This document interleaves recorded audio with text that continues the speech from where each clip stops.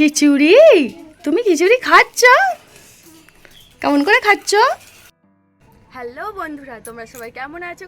আশা করি সবাই ভালো আছো, সুস্থ আছো। আমার পরিবারের সবাই ভালো আছে, সুস্থ আছে। তো আজকে বৃহস্পতিবার, এখন বাজে সকাল 8টা। আমি এখন থেকে আমার ব্লগটা স্টার্ট করছি। খুব সুন্দর হতে চলেছে ব্লগটা, তোমরা সবাই সঙ্গে থেকো। তো কালকে রাত্রে রুটি করেছিলাম বন্ধুরা, গ্যাসটার মোছা হয়নি, পরিষ্কার করে গ্যাসটা মুছে নিই। আজকে বৃহস্পতিবার, কালকে তরকারি গরম করেছিলাম, সগরি টগরি, ওই জন্য আগে সবার প্রথমে গ্যাসটাই ভালোভাবে মুছে নিই। ভালোভাবে গ্যাস মুছে নেব। আর তোমাদের দাদাভাই তো ঘুম থেকে উঠে পড়েছে, সে ঘুম থেকে উঠে ওপরে কাজে বসেছে, আর আমি এই গ্যাসটা পরিষ্কার করে মুছে নিই।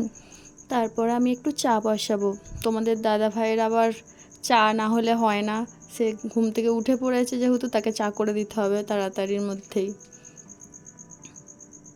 ওই জন্য ভাবছি এখানটা ভালোভাবে পরিষ্কার করে নিয়ে চাটা বানাবো।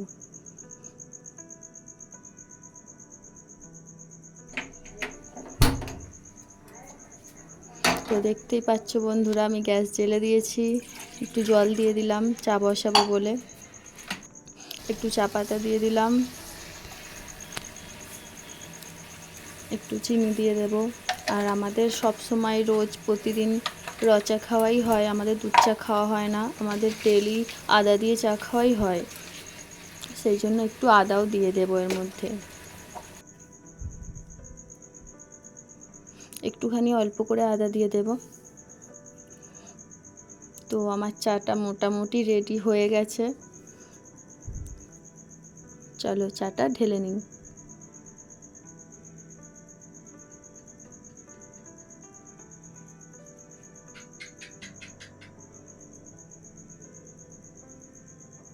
চলো, তোমাদের দাদাভাই ওপরে কাজ করছে, চাটা দিয়ে আসি আমি।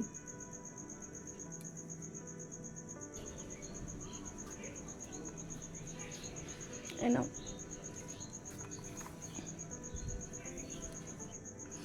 এদিকে ছোট সোনা ঘুম থেকে উঠে পড়েছে, তো ওকে একটু মাজন ব্রাশ দিয়ে দিলাম যাতে ও দাঁতটা মাজে। আমাকে তো মাজাতে দেবে না, নিজে যেটুকু পারে সেটুকুই করবে।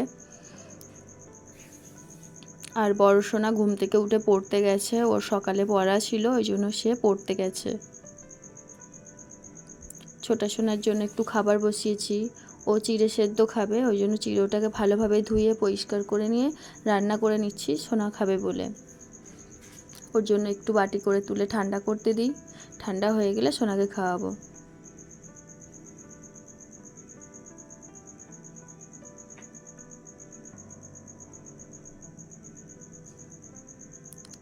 এইদিকে বড় সোনা পড়ে টরে চলে এসেছে, পড়ে টরে চলে এসে স্নান করে রেডি হয়ে গেছে, ও খাবার খাচ্ছে স্কুলে যাবে বলে। তার সঙ্গে ওর দিদির পাত থেকে একটু বাটি করে তুলে নিয়েছে, ও একটু করে।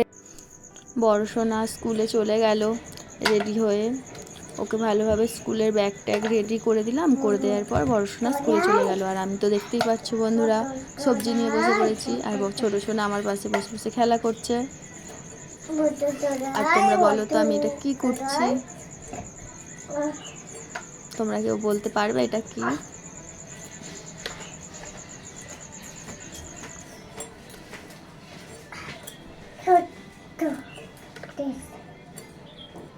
কি মা এটা?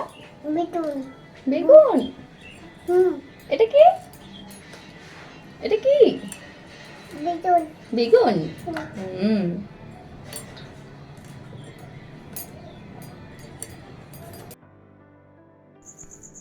তো তোমরা দেখতেই পাচ্ছ আমি রান্না করতে বসে পড়েছি, কিন্তু আমি রান্নাটা করতে বসার আগে আমি সবজিগুলো কুটে নিয়ে রেখে দিয়েছিলাম, রেখে দিয়ে স্নান টান করে এলাম, যেহেতু আজকে বৃহস্পতিবার। স্নান টান করে এসে ঠাকুরকে খাবার দিয়ে দিলাম, পুজোটা দিয়ে দিলাম, কেননা সঙ্গরি টঙ্গরি করার সঙ্গরি টঙ্গরি ঘাঁটার আগে আমি ভাবলাম স্নানটা করে নিই, স্নানটা করে নিয়ে ঠাকুরকে খাবারটা দিয়ে নিই, পুজো দিয়ে নিই, তারপরে রান্নাটা বসাবো।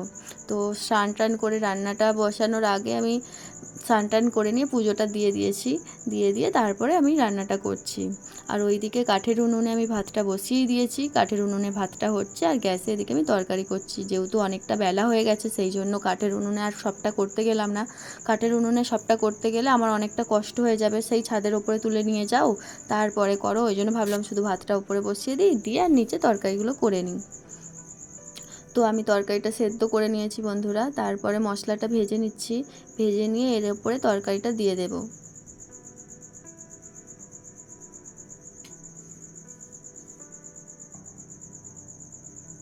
এটা আদা জিরের বাটনা বন্ধুরা, ডম্বুরের ডালনা একটু আদা জিরের বাটনা দিলে বেশ ভালো লাগে টেস্ট, ওই জন্য একটু আদা জিরের বাটনাটা ভালোভাবে ভেজে নিচ্ছি। ভেজে নিয়ে এর মধ্যে তরকারিটা দিয়ে দেব।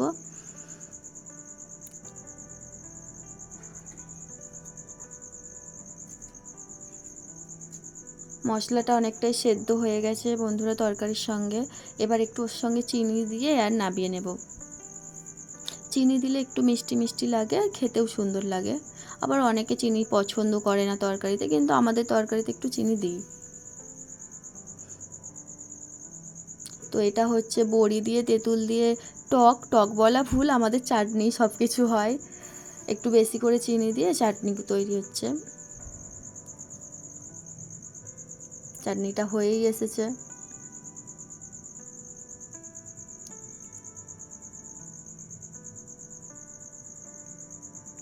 তো ফাইনালি ছোটো মানুকে চান টান করিয়ে নিয়েছি। স্নান করিয়ে নিয়ে এখন খাওয়াতে বসে পড়েছি। বাচ্চাদের যে খাওয়ানো কতটা কষ্টের, সে যারা খায় তারাই বুঝতে পারে। কত কিছু ভুলিয়ে ভালিয়ে তারপরে খাওয়াতে হয়। উঠে তো চলেই যাচ্ছিল, অনেক কষ্টে বসাচ্ছি। তো বিকেল হয়ে গেছে বন্ধুরা, বিকেলবেলা আমি ছাদে উঠেছি। অনেকগুলোই জামা কাপড় কাচা ছিল, সেগুলো মিলে দিয়েছিলাম। আর আগে তোলার সময় হয়নি, এটা ওটা কাজ করতে করতে সময় চলে গেছে। বিকেলবেলায় এলাম একদম ছাদে। তো সব জামা কাপড়গুলো মোটামুটি পাট করা আমার হয়ে গেছে। শাড়িটা পাট করে নিলেই আমার জামা কাপড়গুলো তোলা হয়ে যাবে।